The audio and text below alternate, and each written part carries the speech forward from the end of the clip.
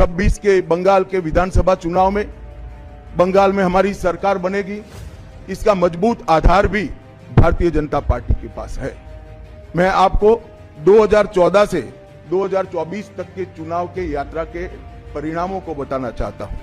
2014 के लोकसभा चुनाव में हमें 17% वोट मिले थे और 2 सीटें मिली। मेरी बात जरा सभी पत्रकार बंधु ध्यान से सुने। 2014 के चुनाव में हमें 17% वोट और 2 सीट मिले थे। 2016 के विधानसभा चुनाव में हमें 10% वोट मिले और विधानसभा की केवल 3 सीटें मिली। फिर 14 से 19 के बाद 19 के लोकसभा चुनाव में हमें 41% वोट मिले और 18 सीटें मिली। और 21 के विधानसभा चुनाव में हमें 38 वोट मिले और 77 सीटें मिली। ये बहुत बड़ा अंतर है। जिस पार्टी को केवल 3 सीट मिले थे, वो पार्टी 5 साल के ही अंतराल में 77 सीट प्राप्त करी।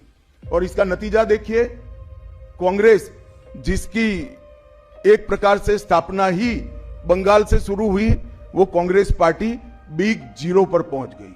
और 34 साल तक शासन करने वाला कम्युनिस्ट गठबंधन भी एक भी सीट प्राप्त नहीं कर पाया और हमने मुख्य विपक्ष का स्थान प्राप्त किया। आज शुभेंदु जी मेरे साथ यहां पर बैठे हैं, वो हमारे प्रतिपक्ष के नेता हैं।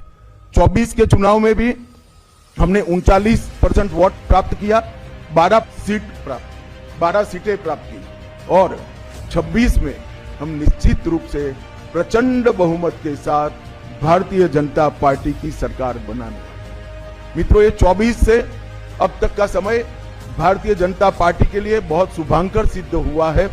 24 में लगातार तीसरी बार नरेंद्र मोदी जी इस देश के प्रधानमंत्री बने।